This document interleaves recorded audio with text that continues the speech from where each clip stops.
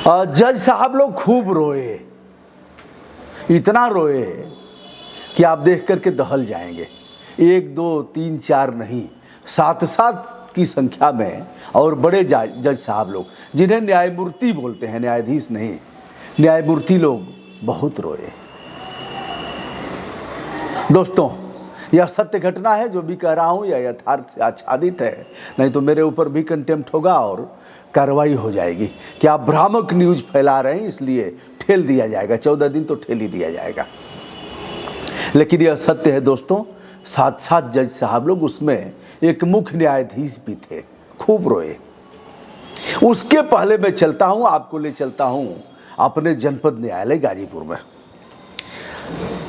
उसके बाद हम आपको ले चलेंगे उच्च न्यायालय इलाहाबाद, जहां के जज साहब लोग रोए हैं।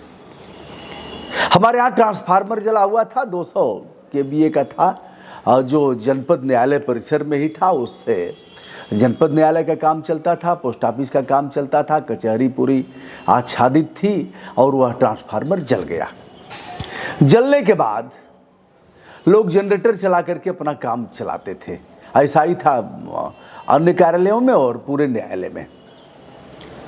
हमारी भी लोग बारी थी, हम गए जज साहब को पत्रक देने। अब यह चूँकि लोग डीएम साहब के यहाँ जाएंगे, एसपी साहब के यहाँ जाएंगे, कमिश्नर के यहाँ जाएंगे, लेकिन न्यायालय में पत्रक देने का प्रचलन नहीं है। आप वहाँ जा नहीं सकते, क्योंकि एक दूरी है। दूरी का मतलब कि एक न्यायपालिका है, आप वहाँ जा कर के वकील के माध्यम से, अथवा जब आपका केस लगेगा तो आप अपनी बात कह सकते हैं।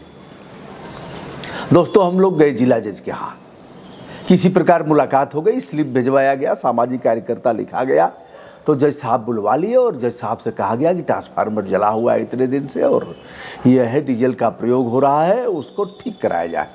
उन्होंने एक प्रशासनिक जज को लिख दिया जो इसका काम देखते थे।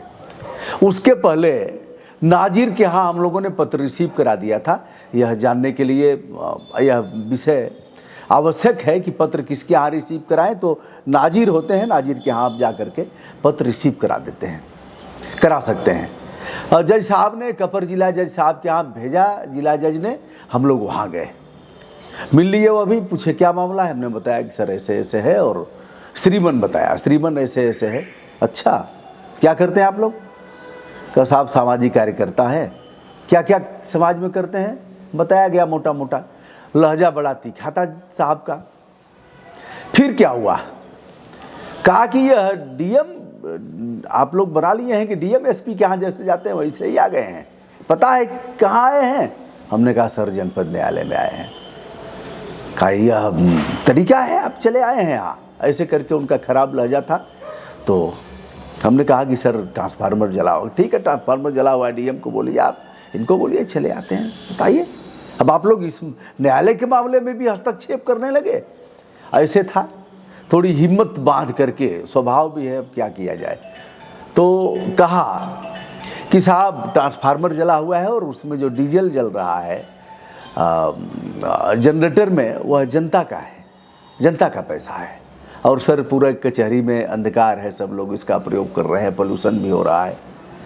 उसके बाद भी वो ठीक नहीं हुए। हमने कहा ठीक है सर, हमने नाजिर साहब को प्राप्त करा दिया है, हमारे पास उसकी प्राप्ति भी है, रिसीविंग भी है, और इस मामले को अब हम माननीय उच्च न्यायालय को संदर्भित करेंगे। तो जज साहब अब ऐसे आ गए। तो उन्होंने कहा कि बात तो ठीक है, सही है, लेकिन हमारे पास कोई पावर नहीं है, और हमारे पास पीआईएल का भी पावर नहीं है, लोकहितवाद नहीं है कि हम उनको तलब कर सकें, बुला सकें। वो अपना रोने लगे। बहरहाल ट्रांसफार्मर ठीक हो गया भैया, नया ट्रांसफार्मर लग गया। 48 घंटे या 72 घंटे लगा था, हड़कंप मचा था, पेपर ऊपर में भी आया संभवतः यह मामला। तो ऐसे है। अब हम आपको ले चलते हैं सीधे सीधे उच्च न्यायालय के 7 जज खूब रोए हैं, जिसमें मुख्य न्यायाधीश हैं राजेश बिंदल, न्यायमूर्ति प्रीतिंकर दिवाकर, मनोज मिश्र, सुनीता अग्रवाल, एमपी के सरवानी, एम के गुप्ता और अंजलि कुमार मिश्र, सभी माननीय न्यायमूर्ति हैं। सम्मान के साथ इनका नाम लेता हूं। इन लोगों ने रो करके अपना दुखड़ा सुनाया और कहा कि ऐसी परिस्थिति कभी नहीं आई कि हम लोगों की बात ऐसे न सुना जाए। मामला क्या था? एक लोकहितवाद दाखिल किया गया था, किसी ने दाखिल किया था 226 के तहत,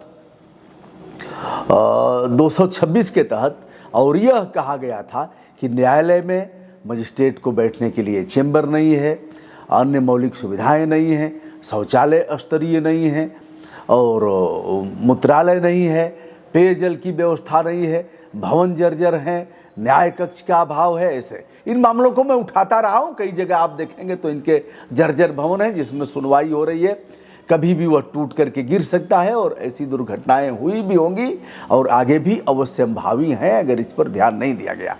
आप कहेंगे साहब न्यायालय तो सर्वशक्तिमान है, इसको कौन, यह क्यों ऐसा दुखड़ा रो रहे हैं? अब सुनिए, यह सुनवाई हो रही थी शुक्रवार को और महाधिवक्ता अजय कुमार मिश्र उपस्थित थे। उन्होंने कहा साहब हम इनके रवैये से संतुष्ट नहीं हैं और हम असहाय जैसे हैं, जिस पर कोर्ट ने कहा कि हम असहाय नहीं हैं, यह न्याय प्रणाली में, न्याय व्यवस्था में, न्याय प्रशासन में सीधे सीधे इनका हस्तक्षेप है ब्यूरोक्रेट्स का, और हम सुनवाई कर रहे हैं ऐसे मामलों में जिन अधिकारियों को आना चाहिए वह नहीं आए हैं। एक अपर विधि सचिव यहाँ उपस्थित हुए हैं। तो ऐसे में कोर्ट करेगा क्या? 15 नवंबर को फिर सुनवाई का डेट रखा गया है। एक और प्रसंग, मैं एक बार गया था राज्य मानव अधिकार आयोग। अब आपको लगता है वकील साहब भी लोग लिखते हैं, चलिए मानव अधिकार को लिख देता हूँ, पत्र जाते रहते हैं। हमारा बड़ा कटु अनुभव है प्रदेश के मानव अधिकार आयोग में और राष्ट्रीय मानव अधिकार, दोनों में मैं गया हूँ और दोनों के अनुभव को जानता हूँ। वहाँ गया तो वहाँ एक उसके अध्यक्ष थे राज्य मानवाधिकार आयोग के। राज्य मानव अधिकार में अध्यक्ष कौन होगा? जो हाई कोर्ट का कम से कम जज रहा होगा या मुख्य न्यायाधीश रहा होगा, वह वहाँ राज्य मानव अधिकार का आयोग का अध्यक्ष होगा। और राष्ट्रीय मानव अधिकार आयोग का अध्यक्ष कौन होगा? जो सर्वोच्च न्यायालय का मुख्य न्यायाधीश रहा होगा, जैसे के.जी. बालाकृष्णन साहब रहे हैं, रंगनाथ मिश्रा साहब रहे हैं और ऐसे कई एक जज साहबान लोग रहे हैं जो मुख्य न्यायाधीश रहे हैं। अब हम जब राज्य मानव अधिकार आयोग लखनऊ में गए तो जज साहब जो वहाँ के अध्यक्ष जी थे उन्होंने बुला लिया, बात होने लगी। हमने कहा कि श्रीमान ऐसे ऐसे है और यह मामला है। उन्होंने कहा दुबे जी क्या बताएं, हम लोग भी परेशान हैं। अब देखिए हमारे यहाँ भी जगह खाली है, क्या करें? अब सरकार नियुक्ति कर नहीं रही है, नियुक्ति करने का काम सरकार का है, सरकार प्रयास करेगी तो भी जो नियुक्ति की प्रक्रिया है उसके तहत वह नियुक्त किए जाएंगे।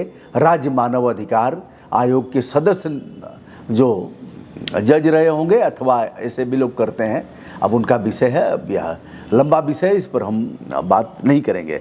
लेकिन जो अध्यक्ष होगा वो हाई कोर्ट का मुख्य न्यायाधीश अथवा हाई कोर्ट या सुप्रीम कोर्ट का न्यायाधीश रहेगा, ऐसा ही कुछ है। तो दोस्तों अभी अपना रोना रोए और यह लोग अपना रोना रोते ही रहे। कहा गया कि यह सीधे सीधे हस्तक्षेप है और हम इस पर कैसे करें? आदेश करते हैं, क्रियान्वयन नहीं होता। अब आप भी देखिए, तमाम लोग अपनी बात इस पर रखेंगे। हाई कोर्ट ने आदेश कर दिया तो हम आदेश लेकर के चले आए कि साहब अब हाई कोर्ट ने आदेश किया है और कहा है कि 1 महीने के अंदर इसका क्रियान्वयन किया जाए। क्रियान्वयन कौन करेगा? क्रियान्वयन करेंगे जिले के मुखिया, डीएम, क्रियान्वयन करेंगे अगर पुलिस विभाग प्रशासन से संबंधित होगा तो वह करेंगे, जिनको भी करना होगा क्रियान्वयन नहीं होगा। 1 महीना बीत गया, फिर आप किए, उनको लिखे, फिर बीत गया, फिर आदमी जाता है, कोर्ट ऑफ कंटेम्प्ट होता है, अवमानना का मामला जाता है, अब उस पर फिर लिखेंगे, फिर करते करते करते कई बार न्याय पालिका को धमकाना पड़ता है, कई बार लोग खड़ा कर देते हैं। ऐसे मामलों में सुप्रीम कोर्ट और हाई कोर्ट को यह अधिकार है कि ऐसे लोगों को जेल भेज दें जो उनकी बात नहीं सुन रहे हैं। हमसे भी तमाम लोग कह रहे हैं साहब आपके वीडियो के बाद आपने ऐसा किया और नहीं हो रहा है तो हमारी कौन सुनेगा? ऐसे 1-2 मामले नहीं है, रोज लिखते हैं लोग, रोज, और क्रियान्वयन नहीं हो रहा है। तो दोस्तों यह रहा मामला जिस पर कोर्ट लाचार, हताश, निराश और बेबस नजर आ रही है। जज साहबान लोग खूब रोए, रोते रोते, और कोई सुनने वाला नहीं था, कोई आंसू पोंछने वाला नहीं था। ऐसे मामलों में प्रदेश के मुख्यमंत्री जी आपको ध्यान देना चाहिए। यह आपके लिए शर्मनाक विषय है, यह नाक कटने की बात है। यह प्रदेश सरकार की नाक कट गई है और इस पर विचार करना चाहिए। एक बार अंतःकरण में झांकना चाहिए कि यह क्या हो रहा है। आप ही के लोग हैं, आप ही के अधिकारी हैं, जिनको जाना चाहिए वह नहीं जान पाए। क्या अवमानना की कार्रवाई होगी? कोर्ट उस पर कड़ा रुख अपनाएगा? क्रियान्वयन आप ही को करना है तो क्या तभी आप करेंगे? तो यह बहुत ही शर्मनाक और विचारणीय बिंदु है। मैं आशा करता हूँ, मैं विश्वास जताता हूँ, मैं अपेक्षा करूँगा विनम्रता के साथ और अनुरोध करूँगा कि प्रदेश के माननीय मुख्यमंत्री जी इस मामले का संज्ञान लेकर के मैं उन्हें भेजूँगा भी। आप देख रहे हैं, यह एक समाचार पत्र है दैनिक जागरण का, फ्रंट की न्यूज़ है और यह है ब्यूरोक्रेसी न आदेश मानती है और न काम करती है कोर्ट। और इसमें कहा गया है मुख्य सचिव को हलफनामा दाखिल करने का यह आदेश है। न्यायमूर्ति सुनीता अग्रवाल ने कहा आप असहाय नहीं हैं। पीठ ने कहा दुर्भाग्यपूर्ण स्थिति है। क्या यह न्याय प्रशासन में हस्तक्षेप नहीं है कि कोर्ट में जानकारी देने के लिए कोई वरिष्ठ अधिकारी मौजूद नहीं है और सुनवाई टालनी पड़ी है? इस तरह से है। मैंने पेपर का ही संज्ञान लिया है। रोने का अभिप्राय कि अपना दुखड़ा रो रहे हैं, मैं यह नहीं कह रहा हूँ कि फपक फपक करके रो रहे हैं, इसे अन्यथा नहीं लेंगे। हमारे भाव का उचित संज्ञान लेते हुए हमारा मंतव्य और हमारी भावनाएं कहीं भी नीचा दिखाने की नहीं थी। हमारी भावनाएं उत्कृष्ट हैं और फंडामेंटल ड्यूटी से आच्छादित हैं कि ऐसी नौबत न आए। यह नौबत काफ़ी शर्मनाक है। दोस्तों, मैं हूं ब्रजभूषण दुबे, यूट्यूब चैनल जनतंत्र भूषण से विनम्रता के साथ आप सभी को सादर आभार। आशा करता हूं माननीय मुख्यमंत्री जी इस पर कड़ा एक्शन लेंगे।